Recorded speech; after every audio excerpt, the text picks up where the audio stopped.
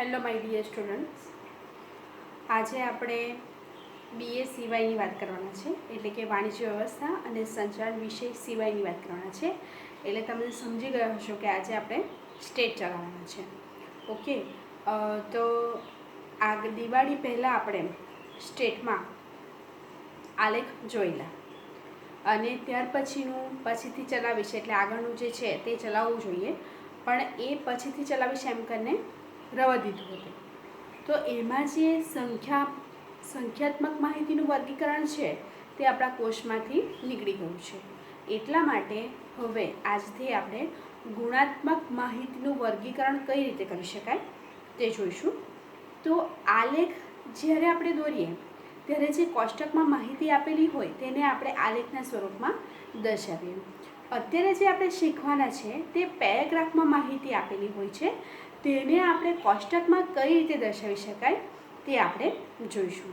તો પેરેગ્રાફમાં આપેલી જે માહિતી છે તે આપણને ઘણીવાર સમજમાં નહીં આવે, પણ આપણે જો એને ઇઝીલી સમજવું હોય તો કોષ્ટકમાં જે માહિતી આપણે આપેલી હોય તો આપણે સમજી શકીએ.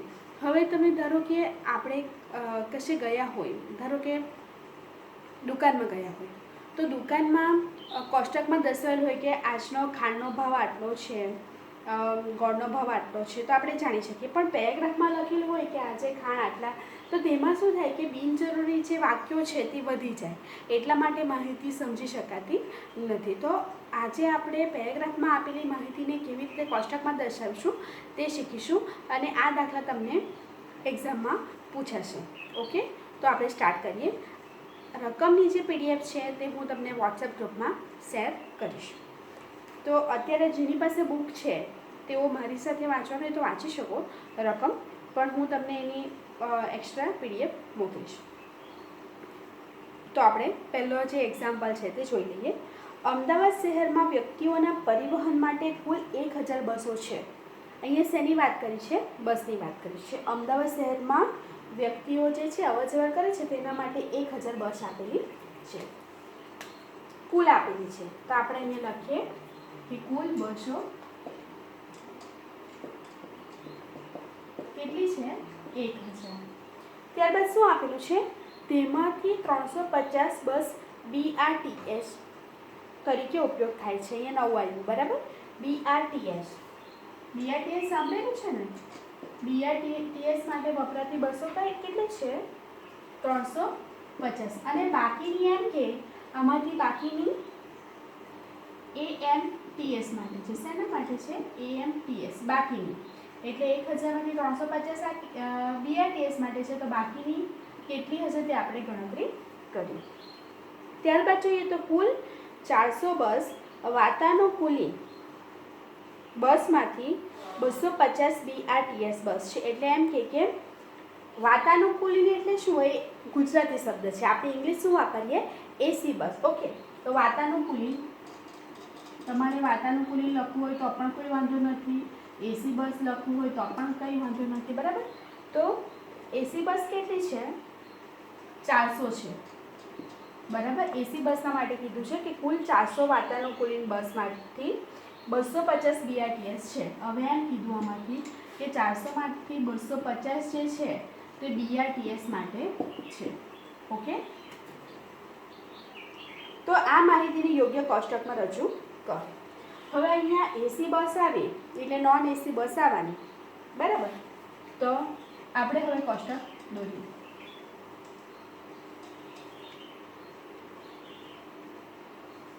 આપણે જે ગુણવાળી માહિતી આપેલી છે ને, ગુણાત્મક માહિતીને કોષ્ટકમાં દર્શાવવાની છે. તો અહીંયા બસ આવશે. બસ, એક બસ છે BRTS અને બીજી બસ છે AMTS. અહીંયા આવશે કુલ બસ. બે જ માહિતી આપેલી છે ને, બરાબર? હવે એમ કીધું છે કે એસી બસ, અને બીજી માહિતી આવશે એસી આપેલી એટલે નોન એસી આવવાની છે, નોન એસી બસ.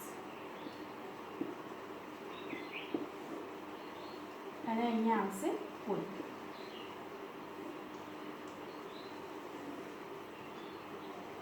હવે આ જે માહિતી આપેલી છે તેને આપણે કોષ્ટકમાં રજૂ કરીશું. આમાં થોડીક માહિતી આપેલી છે, જે એના સિવાયની બીજી જે માહિતી છે તે આપણે ફિલ કરવાની રહેશે. તો અહીંયા શું કીધું છે, કુલ બસ કેટલી છે?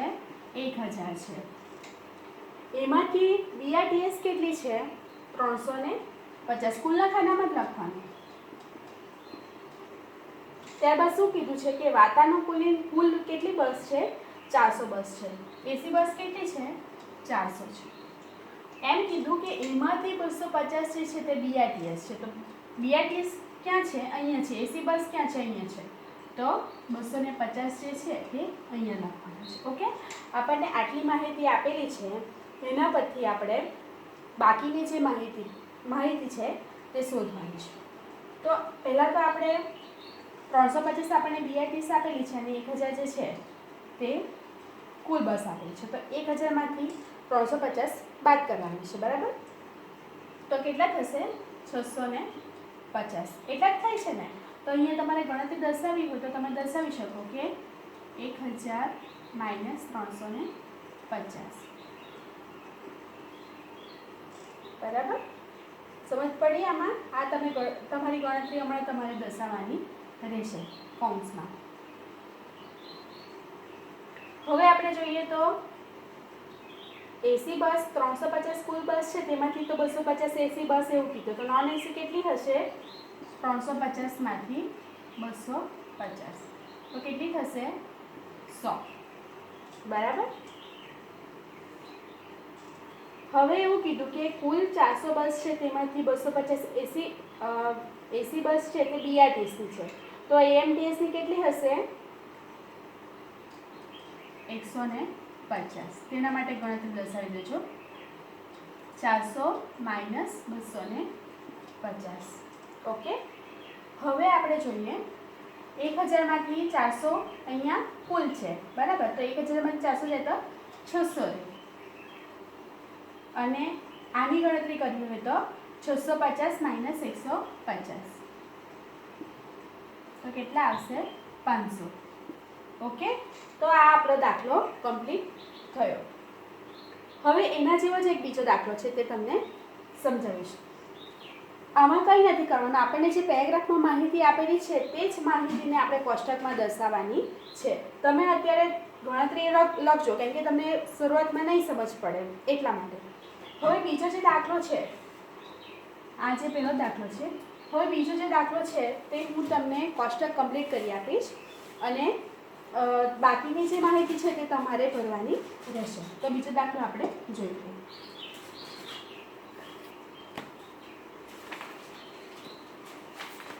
આ જે દાખલો છે તે આપણી જે બુક છે આંકડાશાસ્ત્રની તેમાં પેજ નંબર 61 પર છે અને બીજો જે દાખલો છે તે પેજ નંબર 62 પર છે. તો બીજો દાખલો જોઈએ આપણે. એક કોલેજના કુલ 1500 વિદ્યાર્થીઓમાંથી એક કોલેજના કેટલા વિદ્યાર્થીઓ છે?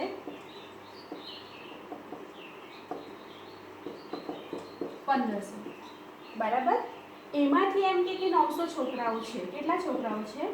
900 છોકરાઓ છે. બરાબર? 900 છોકરા કીધા એટલે બીજું કોણ આવવાનું? છોકરી જ આવવાની. ઓકે, તેમાંથી 250 છોકરાઓ, તેમાંથી એટલે કેમાંથી? 900 છોકરાઓ જે છે તેમાંથી 250 છોકરાઓ જે છે તે શેમાં છે? વિજ્ઞાન પ્રવાહમાં છે. શેમાં છે? વિજ્ઞાન પ્રવાહમાં છે. જ્યારે 250 છોકરીઓ જે છે તે શેમાં છે? વાણિજ્ય પ્રવાહમાં છે. ઓકે, તો આ માહિતીને યોગ્ય કોષ્ટકમાં રજૂ કરો. તો આપણે આ માહિતીને દર્શાવીએ. બરાબર? તે પહેલાં તમને હું અહીંયા કોષ્ટક દોરતા શીખું એટલે મારી પાસે જગ્યા નથી, તો હું પહેલાં એને સાફ કરી દઉં. ચાલો આપણે ટેબલ ડ્રો કરી દઈએ. તો અહીંયા શું આપેલું છે? એક તો વિદ્યાશાખા આપેલી છે આપણને. 2 વિદ્યાશાખા છે. કઈ કઈ છે? એક તો વિજ્ઞાન પ્રવાહ છે અને બીજી જે છે તે વાણિજ્ય પ્રવાહ છે. અને જાતિમાં આપેલું છે આપણને છોકરા અને છોકરીઓ. આ તમારે જાતે જ કરવાનું છે એટલા માટે સમજી લેજો. છોકરાઓ અને છોકરીઓ. અને અહીંયા આવશે કુલ. સોરી, મને છે ને લીટી પાડતા આવડતી નથી સરખી, એ હું મારી જાતે કબૂલ કરી લઉં છું. કે મારાથી સીધી લીટી પડે તેવી ઉપરથી આપો તો પણ ઓકે. તો હવે અહીંયા કુલ લખીએ. તો શું કીધું કે આપણી પાસે કેટલા છોકરાઓ છે કોલેજના? કુલ 1500 છે. તો તમારે અહીંયા 1500 લખી દેવાના, બરાબર. ને તેમાંથી 900 છોકરાઓ છે એમ કે છોકરાઓનું ટોટલ ક્યાં છે? આ તો વિજ્ઞાન પ્રવાહનું ટોટલ થયું, આ વાણિજ્ય પ્રવાહનું ટોટલ, બરાબર. છોકરાઓનું ટોટલ અહીંયા છે. તો કેટલા? 900 છોકરાઓ છે. તો છોકરીઓ કેટલી થઈ હશે? ગણતરી કરતા આવડે ને? 9 ને 6 15, 600, બરાબર. હવે એવું કીધું કે તેમાંથી 250 છોકરાઓ વિજ્ઞાન પ્રવાહમાં હતા. કેટલા કીધા? વિજ્ઞાન પ્રવાહમાં છોકરાઓ 250. આપણે જે માહિતી આપેલી છે તે લખી દેવાની, બરાબર. બહુ મગજમારી કરવાની નહીં. અને જ્યારે 250 છોકરીઓ વાણિજ્ય પ્રવાહમાં હતી. કેટલી? 250 છોકરીઓ વાણિજ્ય પ્રવાહમાં હતી. છોકરીઓ આવી અને વાણિજ્ય આવી, બરાબર. એટલે આપણને હવે આપી દીધું છે બધું. તમારે શું શોધવાનું છે? અહીંયા ક્વેશ્ચન માર્ક, અહીંયા ક્વેશ્ચન માર્ક, અહીંયા ક્વેશ્ચન માર્ક અને અહીંયા, બરાબર. આ દાખલો તમારે જાતે કરવાનો છે, છતાં પણ હું તમને થોડીક હિન્ટ આપી દઉં કે આ 600 અને 250 આપેલા છે, એના પરથી આ મળી જશે, એના પરથી આ મળી જશે, આ મળી જશે અને આ મળી જશે, બરાબર. આ તમારે હોમવર્કમાં કરવાનો છે અને મને સેન્ડ કરવાનો છે. હવે આપણે ત્રીજો દાખલો જોઈ લઈએ. હવે આપણે ત્રીજો દાખલો વાંચી લઈએ. જો તમારી પાસે બુક્સ હોય તો તમે જોઈ શકો પેજ નંબર 63 પર દાખલો નંબર 7 તે આપણે કરાવવાના છે. પહેલાં હું રકમ વાંચતી જાઉં અને લખતી જાઉં. એક શાળામાં કુલ 850 વિદ્યાર્થીઓ હતા. કેટલા વિદ્યાર્થીઓ? 850. એક શાળામાં 850 વિદ્યાર્થીઓ હતા. હવે શું કીધું છે? તેમાં ધોરણ 10, 11 અને 12. શું આપેલું છે? ધોરણ આપેલું છે 10, 11 અને 12. વિદ્યાર્થીઓનું પ્રમાણ. હવે 10, 11, 12માં વિદ્યાર્થીઓ જે ભણે છે તેમનું પ્રમાણ આપેલું છે. વિદ્યાર્થીનું પ્રમાણ 8:5:4. કેટલું? 8:5:4. કંઈ કરવાનું નથી. આમાં જ આટલા જે કુલ વિદ્યાર્થીઓ છે તે કુલ વિદ્યાર્થીઓ શેના છે? 10, 11 અને 12નું ટોટલ થઈને 850 વિદ્યાર્થીઓ ભણતા છે અને એનું પ્રમાણ આપેલું છે કે 8:5:4. એટલે 850ને આપણે 8:5:4માં વહેંચવાનું છે, ડિવાઈડ કરવાનો છે. એ તો તમે ધોરણ 10માં શીખી જ ગયા હશો કે કેવી રીતે ડિવાઈડ કરવાનું છે, એ હું તમને કોષ્ટકમાં બતાવું. ત્યારબાદ કીધું છે કે ધોરણ 10માં શાળામાં કુલ વિદ્યાર્થીઓના. ધોરણ 10માં શું કીધું છે? ધોરણ જે 10 છે તેમાં શાળાના કુલ વિદ્યાર્થીઓના, શેના? શાળાના કુલ વિદ્યાર્થીઓ. જોજો લાઈન બરાબર વાંચો તો જ તમારો દાખલો સાચો પડશે, બાકી તમે લાઈન સરખી નહીં વાંચો અને આ જે 850ના તમે 8 જેમ કર્યા એના જ તમે 30% કરો તો તમારો દાખલો ખોટો પડશે. શું કીધું? ધોરણ 10ના શાળાના કુલ વિદ્યાર્થીઓના 30% છોકરાઓ છે. કેટલા ટકા? 30% છોકરાઓ છે, બરાબર. 850ના આપણે 30% કરવાના છે. આ વાત તમે ધ્યાનમાં લેજો, બરાબર. પછી તમે આ 850ના જે 8 જેમ પ્રમાણ છે તે પ્રમાણે લેશો તો તે કામ આવશે નહીં. અને ધોરણ 11માં શું કીધું છે? છોકરાઓ અને છોકરીઓ છે તે સમાન છે, બરાબર. એટલે ઇક્વલ 50%, 50%, બરાબર. અહીંયા જે આવશે 5%, 5 એમ આવશે તેના 50% અને 50%. ત્યારબાદ જોઈએ તો ધોરણ 12માં શું કીધું છે? ધોરણ 12માં છોકરાઓની સંખ્યા છોકરીઓની સંખ્યા કરતાં 3 ગણી છે. કેટલા ગણી છે? છોકરાઓની જે સંખ્યા છે, છોકરાઓની જે સંખ્યા છે તે છોકરીઓ કરતાં 3 ગણી છે, બરાબર. એટલે આપણે એને એમ પણ કહી શકીએ કે 3:1. 3 છોકરાઓ છે અને 1 છોકરીઓ છે, એવું પ્રમાણ આપણે કહી શકીએ, બરાબર. હવે આ જ માહિતીને આપણે કોષ્ટકમાં દર્શાવીએ. આપણે કોષ્ટક દોરી લઈએ. શું આપેલું છે? ધોરણ આપેલા છે. ધોરણ કેટલા ધોરણ છે? 3, 10, 11 અને 12. નીચે શું આવશે? કુલ. હવે શું કીધું છે બીજું? છોકરાઓ અને છોકરીઓ. છોકરા અને છોકરી. હવે શું આવશે? કુલ. બસ આટલી જ માહિતી આપણને આપેલી છે. તમે કોષ્ટક થોડું મોટું બનાવજો કેમ કે તમારે ગણતરી કરવાની રહેશે. તો હવે કુલ ટોટલ વિદ્યાર્થીઓ આપણી પાસે કેટલા છે? 850. આપણી પાસે 850 વિદ્યાર્થીઓ છે. એનું પ્રમાણ આપેલું છે 8:5:4. તો આનો આપણે પહેલાં તો સરવાળો કરી લઈએ. 5 ને 4 9, 9 ને 8 17. ઓકે.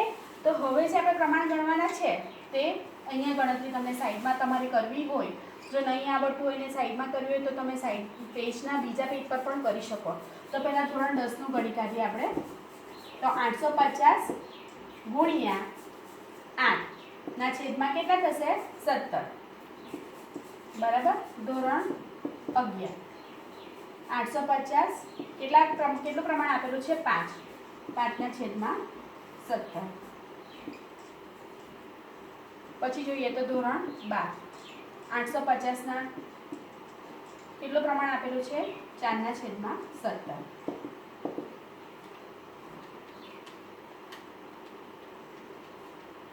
કેટલા આવશે? 400. 850 ગુણ્યા 5 ભાગ્યા 17 250. 850 ગુણ્યા 4 ભાગ્યા 17 કેટલા આવશે? 200. ઓકે. ટોટલ મારી જુઓ 400 વત્તા 250 વત્તા 200.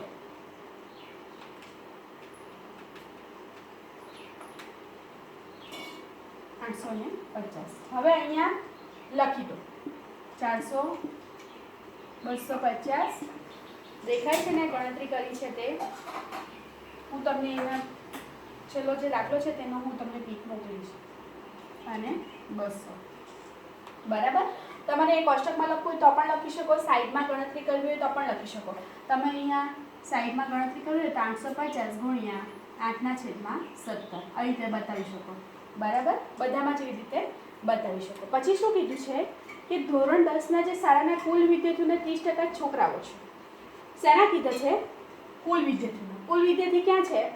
અહીંયા છે. પછી હું તમને કહેતી હતી ને કે તમે ભૂલ કરશો તો તમે શું કરશો? લીટી વાંચશો ને અને 30% છોકરાઓ છે એમ વાંચીને 430% કરશો તો તમારો દાખલો કેવો પડશે? ખોટો પડશે. એટલે 850 ના 30% છોકરાઓ કરવાના છે. અહીંયા ગણતરી બતાવી દઉં. 850 ના 30%. 850 ગુણ્યા 30% એટલે 255. હવે આ જે શોધવાનો છે તે 400 માંથી આપણે 255 બાદ કરીશું. કેટલા આવશે? 145 છોકરીઓ છે. બરાબર. હવે જોઈએ કે ધોરણ 11 જે છે તેમાં સમાન વિદ્યાર્થી છોકરા છોકરી સમાન છે તો 250 ના અડધા અડધા કરી શકાય.